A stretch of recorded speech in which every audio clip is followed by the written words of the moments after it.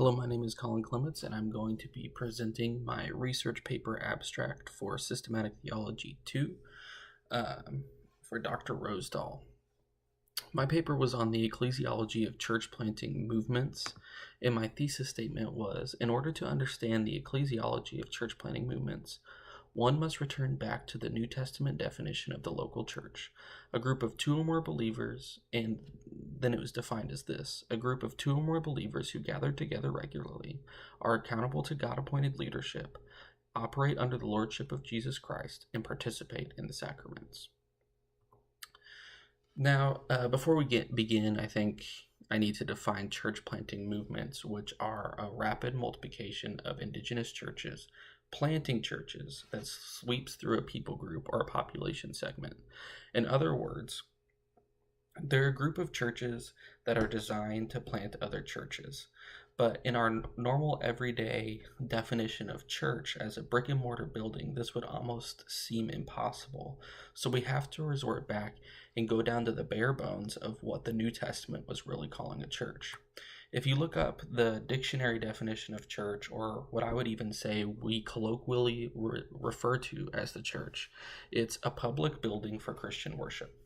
And this definition is fine if you're defining, we say we go to church, we do church together. All of those things are true if that's what you're looking at. But when you're looking at the biblical definition of church and what it really boils down to, it has to be that definition that I presented in my thesis: a group of two or more believers who gather together regularly, are accountable to God-appointed leadership, operate under the lordship of Jesus Christ, and participate in the sacraments. So there's a lot to unpack with that definition, and the first thing is, how many believers constitute a local church? How did I get that two or more believers number? In the first place is in Matthew 18:15 through 20, where Jesus is talking about church discipline, and in that main verse he's saying, in verse 20, where two or three gather in my name, there I am with them. And I know this is referring directly to church discipline and all of those things, but I think this can be taken in a broader context by saying, when you're looking at the question, how many believers does constitute a local church? What's the very bare minimum number? It's very clear that, it takes more than one to constitute a church, a local church. But right there in verse 20, Jesus says, for where two or three gather in my name, there I am with them. Also, in Luke 10, after this is where Jesus appoints the 72 to prepare the way for his ministry. He sends them out two by two. There's a very biblical reason for doing this, but they are really starting local churches wherever they go, and that minimum number is two, set by Jesus. Now, a lot of scholars look at the Ephesians 4 passage that defines the offices of the church, the pastor, prophet, apostle, teacher, and shepherd. And they look at that and say, okay, well, the minimum number of a church needs to be 5. Well, I don't think that's correct. One, mainly because, it doesn't say, in the biblical context in Ephesians 4, it doesn't say that all of those offices have to be fulfilled in order for it to be defined as a church. But it also doesn't say that one person can't operate in more than one of those giftings. So for those two reasons, I don't think that's correct of those scholars viewing that 5 be the lowest number. And it was interesting to me in my research, I found that most denominations don't have a minimum requirement for a local assembly. The Assemblies of God is actually different in most of those, where they actually have 20. In the Assemblies of God, you're required to have 20 people to be classified as a local assembly within the fellowship, and that's mostly for financial reasons and church structure reasons, but they were one of the few that did have that number. The second qualification for a local church is it has to be accountable to God-appointed leadership. All throughout the New Testament, there is a pattern of people appointing leaders in the churches that people have to follow. In Acts 14:23, Paul and Barnabas appointed leaders for them in each church, and with prayer and fasting committed them to the Lord, in whom they had put their trust. So before they left their churches, in each one of them they appointed elders. In Titus 1:5, we see Paul say, "The reason I left you in Crete was that you might put in order what was left unfinished and appoint elders in every town as I directed you." So he's actually commanding Titus, you need to go back to the churches that you planted and put elders in them because they're not proper without them. In Acts 6:3, we see that the disciples were growing too busy with the tasks of feeding the widows and praying and the responsibility of preaching, so they had to appoint God-appointed leaders to replace them. But not only having God-appointed leaders in place doesn't make it a church. They have to be accountable to that leadership. There's that structure in place that God has put. And even if that's two people, there has to be a leader and there has to be somebody accountable. We see that in 1 Corinthians 1:5 when Paul's commanding the Corinthian church to expel the believer. And we also see that in Galatians 6:1. The next thing is that they have to operate under the lordship of Jesus Christ. And this one seems kind of obvious, but if you're a group of 2 or more people who gather together regularly but do not claim that Jesus Christ is your Lord, you're just a club. You're not a local church. What makes it the church is the belief in the lordship of Jesus Christ. And I think it's really interesting in Matthew 16:13-20. This is the verse where Jesus is telling Peter that he's the rock that he built his church on. I want us to listen really carefully to what Jesus is saying. I'm just going to read for you now. When Jesus came to the region of Caesarea Philippi, he asked his disciples, "Who do you people say the Son of Man is?"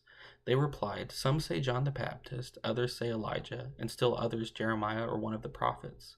But what about you?" he asked. "Who do you say I am?" Simon Peter answered, "You are the Messiah, the Son of God."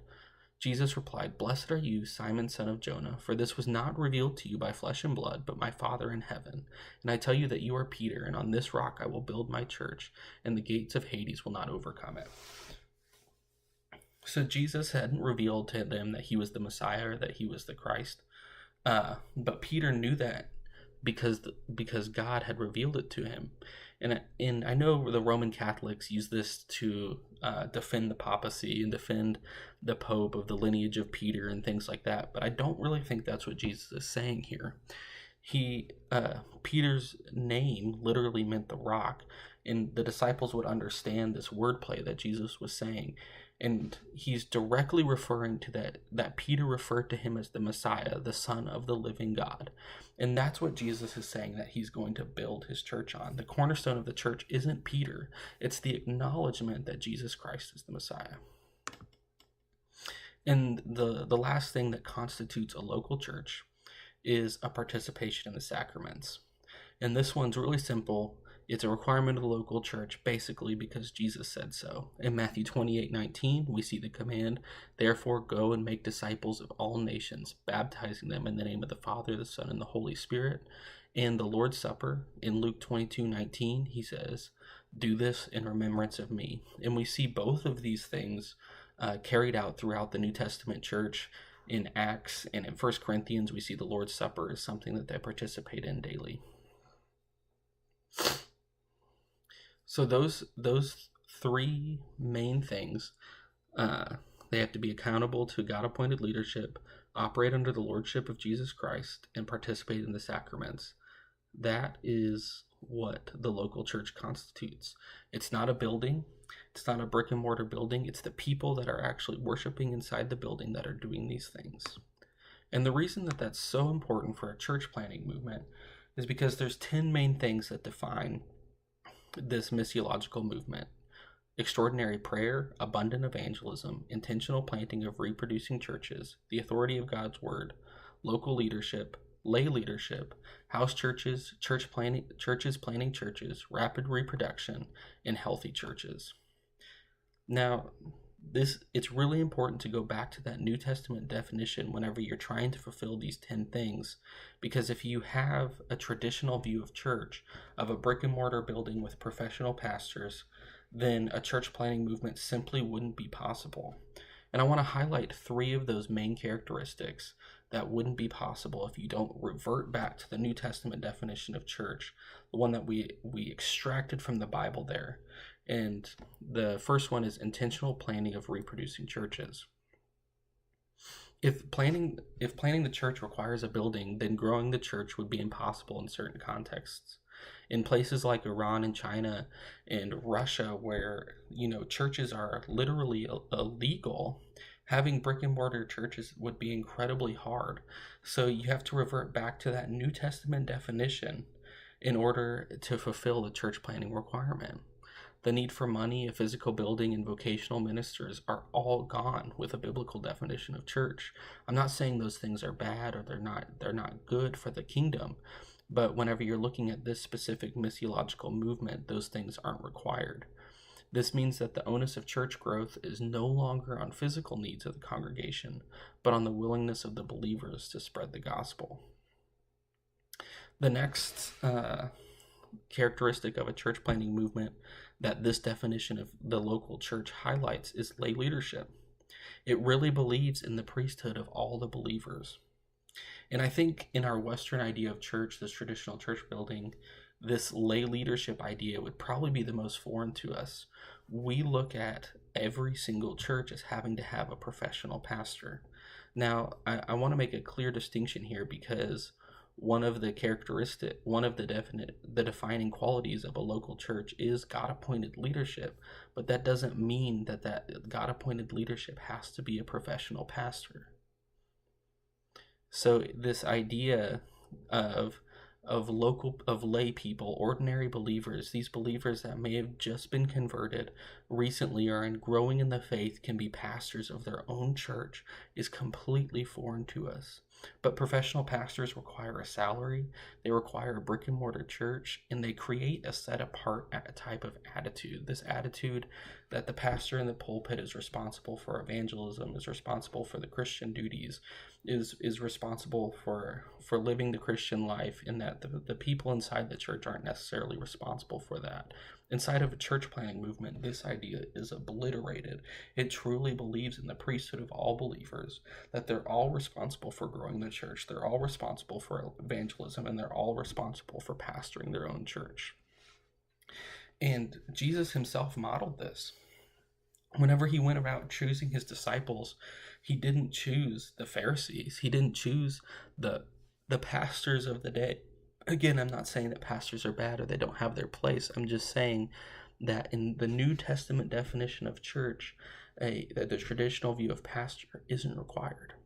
It can have lay leadership. And the next thing that truly defines a church planting movement that requires going back to this definition of biblical church is rapid reproduction. Jesus' ministry was absolutely the first church planting movement. He started with 12, and in Luke 10 we see that it grew to 72, and the odds are that number was even larger. Some scholars estimate in the thousands already by that point, and it hadn't even been a year. So 12 to 72. Then on the day of Pentecost, it went from a select group of few to 3,000. And in Acts 2, we also see that more was added to their number daily. And it's because they're not hindered by the normal requirements that we view from a traditional church building, but they were relying on the New Testament definition of church. In order for church planting movements to exist, it requires that they return to the New Testament definition of the local church. A group of 2 or more believers who gather together regularly, are accountable to God-appointed leadership, operate under the lordship of Jesus Christ, and participate in the sacraments. Tradition does not necessarily equal biblical. Thank you so much.